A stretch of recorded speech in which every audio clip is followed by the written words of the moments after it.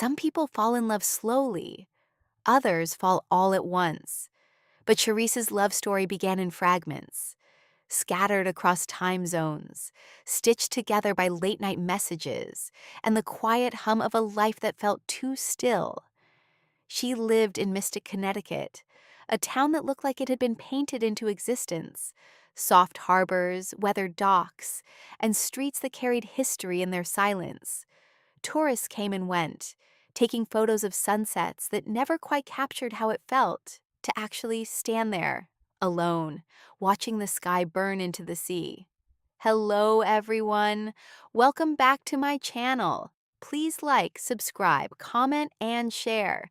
Therese had lived there for 8 years, long enough to know every cafe, every corner, every place where loneliness could hide without being noticed.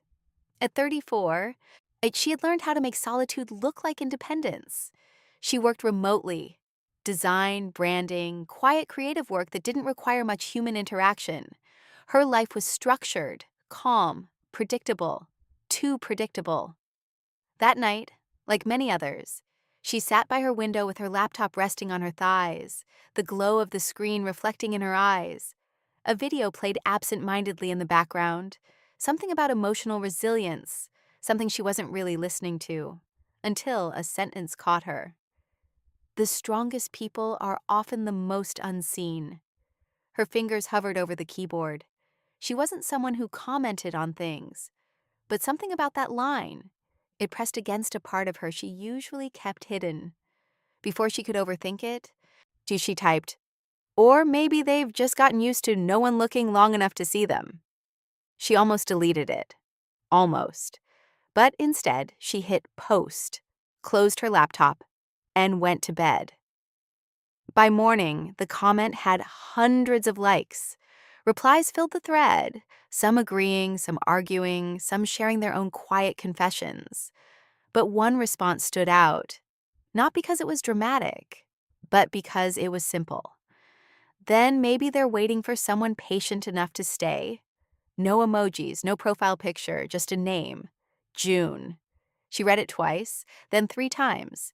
Something about it felt intentional. She clicked his profile. Minimal, bare, almost empty. No photos, no personal details. Just a location tag. Seoul. She stared at it for a moment. Then, without fully understanding why, she replied, "A patience is rare." She expected that to be the end of it, a passing interaction, a moment that would dissolve into the endless noise of the internet. But 10 minutes later, her phone buzzed. "So is honesty, but here you are." Charisse blinked, and just like that, it began.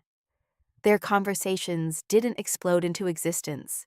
They unfolded, slowly, carefully, like two people stepping onto unfamiliar ground, testing each step before committing their weight.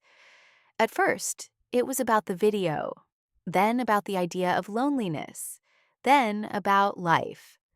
June was 37, an architect, reserved but not distant, thoughtful in a way that made every sentence feel deliberate. He didn't overshare, but when he spoke, it meant something. Charisse found herself waiting for his messages. Not obsessively, not at first, but enough to notice when they came. Enough to feel something shift when they didn't. Days turned into weeks, weeks into months. And somewhere along the line, their conversations stopped feeling like conversations. They became something else, a rhythm, a presence, a constant. They moved from comments to private messages, from messages to voice notes, and eventually to calls. The first time she heard his voice, she froze. It was deeper than she expected, calm, steady, with a softness that didn't match the guarded way he wrote. "Hi," he said, and it was strange how such a small word could feel so significant. "Hi," she replied, suddenly aware of her own heartbeat. There was a pause, not awkward, just real.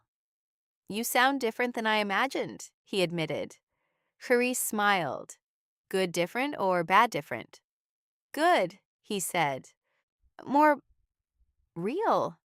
She didn't realize it then, but that word would come back to her later, in a way she wouldn't expect. Time blurred after that. They spoke almost every day, sometimes for hours, sometimes just a few minutes, but always enough to remind each other. They were there. He told her about soul, the quiet order of it, the expectations that came with his family name, the pressure to be a certain kind of man. She told him about mystic, the stillness, the way the ocean felt like both comfort and confinement, the strange weight of being surrounded by beauty, but still feeling unseen. They shared pieces of themselves they hadn't shared with anyone else. Not because they had to, but because it felt easier, safer. There was distance, and somehow that made honesty simpler. It was nearly a year in when something shifted. Not in a dramatic way, no sudden confession, no defining moment, just a quiet realization that settled between them. One night, during a call that stretched past midnight, Charisse found herself staring at the ceiling, listening to the soft rhythm of his breathing on the other end. "You're quiet," he said. "So are you." "I'm thinking." "About?" He hesitated, and that hesitation, it mattered. "About how strange this is," he said finally. "Strange? I've never met you," he said, "but you're the first person I think about when something happens." Charisse's chest tightened. She didn't speak, didn't want to interrupt whatever this moment was becoming. "I don't know what that means," he continued, "but I know it's something." Her voice came out softer than she intended. "It means you care." Another pause, longer this time. "Do you?" he asked. At the question hung there, heavy, unavoidable. Charisse closed her eyes, and for once, she didn't overthink. "Yes, I think I'm falling in love with you." He said it 3 months later, just like that. No buildup, no warning, just truth. Charisse didn't respond immediately, not because she didn't feel it, but because she did. Deeply, terrifyingly.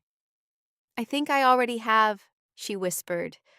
"Loving someone you've never touched is a different kind of intimacy. It lives in words, in voice, in imagination. You build them in your mind. Not just who they are, but how they feel, how they move, how they exist in space. And sometimes that version becomes so real, you forget it hasn't been tested by reality." By the second year, the distance started to feel heavier, more noticeable, more limiting. "I want to see you," Charisse said one evening. June was quiet for a moment. "I know," he replied, "but wanting and doing are different." "Then let's do it."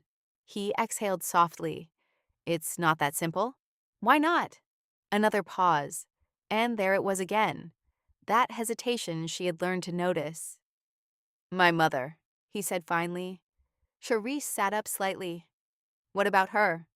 "She has expectations," he said carefully, "about my life, my future, who I should be with." Charisse felt something tighten in her chest. "And?" She wouldn't understand this. "This," Charisse repeated. "Or me." He didn't answer immediately, and that silence spoke louder than anything he could have said. It took 6 more months before they finally made the decision to meet. For real. No more screens, no more distance, just reality. Charisse booked her ticket on a quiet afternoon, her hands trembling slightly as she entered her information. Mystic felt different that day. Smaller, like a chapter she was about to step out of. She stood by the harbor that evening, watching the water move in slow, endless patterns. Next time I see the ocean," she murmured to herself, "it'll be somewhere else." And for the first time in a long time, she felt something close to excitement. Soul was nothing like Mystic. It moved faster, breathed differently. Everything felt sharper, more precise. Charisse stepped out of the airport, her heart pounding in a way she hadn't felt in years. And then she saw him, June, standing exactly where he said he would be, tall, composed, familiar, and yet completely new. For a moment, neither of them moved. Because no amount of preparation can truly prepare you for the reality of someone's presence. Charisse took a step forward, then another, until she was standing right in front of him, close enough to see the slight tension in his shoulders, close enough to notice he was nervous too. "Hi," she said softly. He stared at her for a second, then smiled. "Hi." The first few days felt like a dream. Easy, natural. They walked through the city, shared meals, laughed over small differences in culture and language. It was good, better than good. It felt real. And for a while, that was enough. Until it wasn't. "Have you told her?" Charisse asked one evening. June looked at her. He already knew who she meant. "I told her I'm seeing someone." Charisse's expression didn't change. And? She wants to meet you." Something about the way he said it made her uneasy, but she nodded. "Okay." His mother's house was beautiful, traditional, impeccably maintained. But the moment Charisse stepped inside, she felt it, the shift, the weight. June's mother sat waiting, elegant, still, unsmiling. Her eyes moved to Charisse and stayed there, too long, too cold. Charisse bowed slightly. "Nice to meet you." Silence. Then, Korean, sharp, quick, unforgiving. June responded, his voice tense. Charisse didn't understand the words, but she understood the tone, the energy, the rejection, before it was even spoken. "You should not be here." The words landed clean, precise, like they had been practiced. Charisse blinked. "I'm sorry?"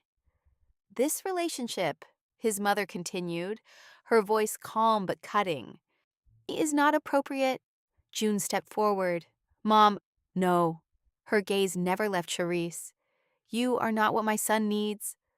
The room went still, and in that stillness, something inside Charisse broke, not loudly, not visibly, but completely. She turned to June, waiting, hoping, needing something. But he didn't speak, not right away. And that delay was everything. The silence in the car felt heavier than anything she had experienced before. "Say something," Charisse whispered. June gripped the wheel. "I didn't expect this." "That's not what I asked." He exhaled. "I need time." Charisse let out a soft, broken laugh. "Time?" she repeated. "To decide if I'm worth choosing? It's complicated." "No," she said, her voice trembling. "It's not." She turned to him, her eyes filled with something deeper than anger. I crossed the world for you," she said. "And the moment it became difficult," her voice broke. "You hesitated." June finally looked at her. And in that moment, he wasn't the man she had fallen in love with. He was someone else, someone uncertain, someone divided. "I love you," he said. Charisse nodded slowly. "I know." A tear slipped down her cheek. But sometimes love isn't enough. She left early. 2 days later. The airport felt colder than when she arrived. June stood in front of her, searching for something to say. "I'll fix this." Charisse shook her head gently. "Don't promise what you're not ready to do." "Then what should I say?" She looked at him. Really looked, and for the first time. She saw him clearly. Not the version she had built in her mind, but the reality. "Say the truth," she said, "even if it hurts." He didn't answer, because the truth was already there. A year passed, life moved, slowly. Then all at once, Mystic remained the same, but Charisse didn't. She changed, not dramatically but deeply. She stopped waiting, stopped checking her phone for messages that would never come, stopped holding on to a version of love that had never fully existed in the real world. And then one evening, her phone buzzed, a name she hadn't seen in a long time. June. She stared at it for a long time, then opened it. I chose you too late. Charisse exhaled slowly. No tears, no anger, just understanding. She typed her reply carefully. I needed you when it mattered. She paused, then added, and I learned how to live without you. She sent it, set her phone down, and walked toward the window.